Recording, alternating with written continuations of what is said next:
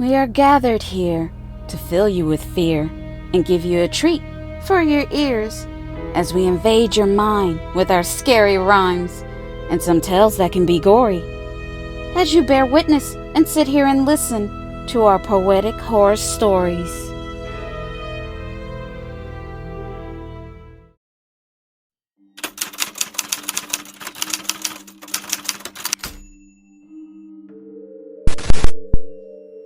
I have a mystery to solve, but I have a problem on my hands. I know someone is going to die tonight, but I don't know who and when. My name is Emily, and you see, I have a special gift. I can hear people's thoughts. I have had this ability since I was a kid, and right now I'm here at a party in a crowd with lots of people around. I was invited to come with my friend Michelle to her friend's birthday celebration. It was a last-minute invitation to the occasion. So I only knew one person here, and I didn't want to cause any trouble or make things weird. But the murderer has plans to kill their victim tonight. While there were a lot of people around and noise, they are planning to kill the victim in plain sight. It would be like a game of Clue, where you have to figure out why and who. All I know from hearing the murderer's thoughts, they want to get close to the person while everyone is singing happy birthday. As the birthday girl blows out the candles on the cake, I think I may have about an hour before all this goes down. It's imperative I start my investigation right now. I started off talking to my friend Michelle about the suspects here in the room. I was hoping to maybe find some kind of clues. There were 15 people here at the party in all. It wasn't a very large crowd, but it wasn't very small. I could rule out myself and my friend Michelle at least. Now we are down to 13. I asked my friend, "Do you know all of the people here?" She told me. "Yeah, I know most of them. The birthday girl's name is Tina. We met at the gym and instantly became close friends. Her husband's name is Fred. Tina and Fred run a successful catering company, which made them very rich.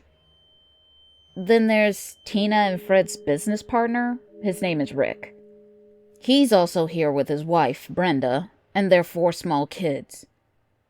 There's also Tina's little sister, Brittany, their older brother, Anthony, Fred's father, Scott, and mother, Stacy. There's only one person here I don't know. He's the only person I don't have information on. So, I started to mingle to ask some questions, to listen to their thoughts, to find out their true intentions. I started with the mystery person.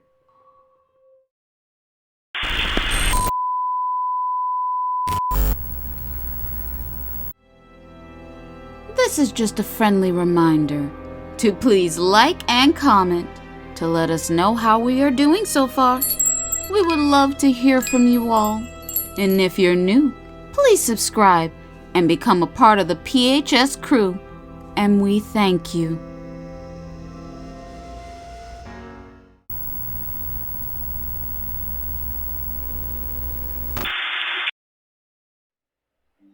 I introduced myself. "Hi, I'm Emily. What's your name?"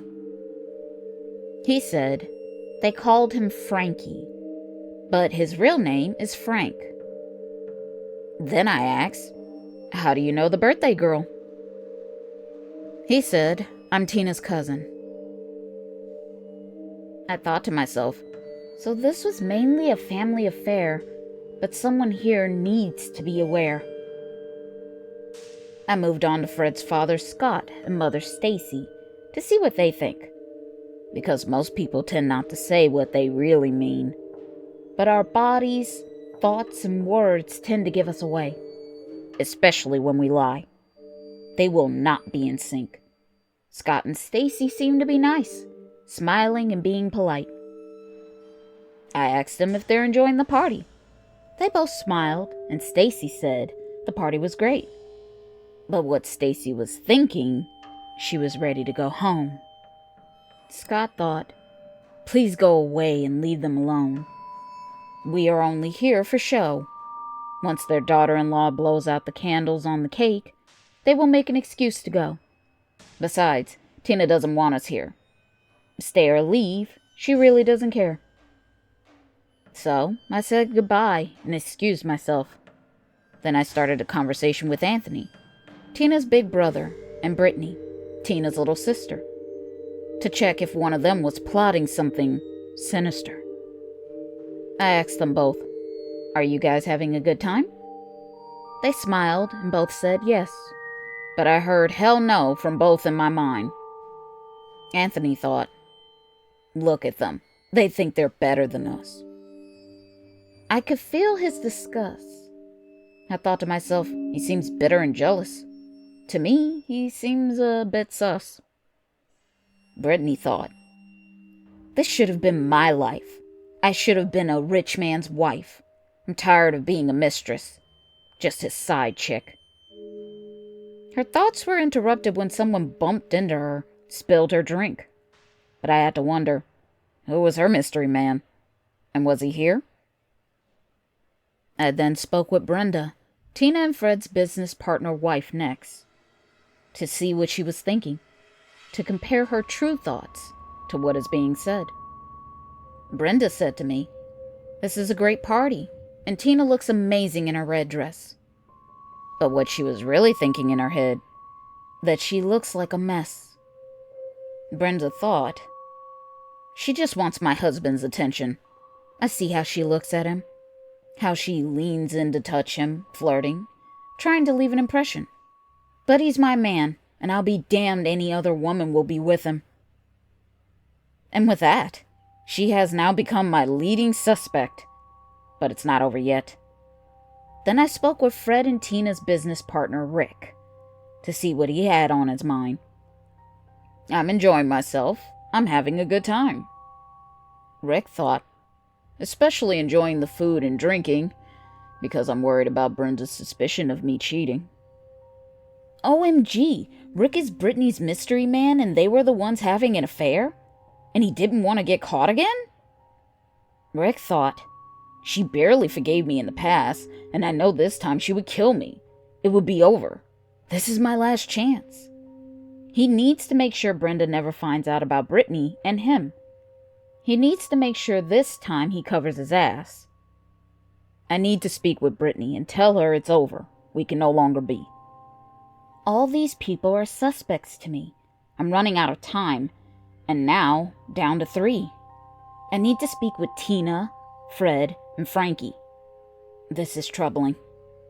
They have now brought out the birthday cake, and everyone is now gathering in a circle. I have no more time to waste. I hear the killer in my mind thinking, "It's almost time, and this knife will do just fine." What should I do? Who is it? I don't have enough proof. Suddenly, it hits me. I figured out who the killer is, and who they are going to kill. As everyone starts to sing happy birthday, and the candles are lit, I think to myself, get ready. This is it. Instantly, I grab Frankie as they turn off the lights, just as he pulls out a big sharp knife. He was about to stab Rick in his back, but I knocked the knife out of his hand before he could attack. When the lights came back on, Frankie tried to run. I shouted out to stop him and call 911. When the police questioned Frankie, asking him why, he said, "I did it for her." He was talking about Tina, the birthday girl. "She paid me $50K to kill him. Then she would pay me the other half, once everything was finished." Tina won't speak to the police. She pleaded the fifth. But I could hear her thoughts and why she wanted her cousin to kill Rick. Brenda was right. Tina and Rick had an affair. Rick made Tina believe they were going to leave their spouses. Their affair had been going on for over a couple of years. But then she found out he was sleeping with Brittany, her sister. She felt heartbroken, betrayed, and bitter. Tina thought if she couldn't have him, then no one can. Tina wanted revenge, so she hired her cousin Frankie and came up with this convoluted plan. Just think, If I didn't have this gift, maybe Tina and Frankie would have gotten away with it.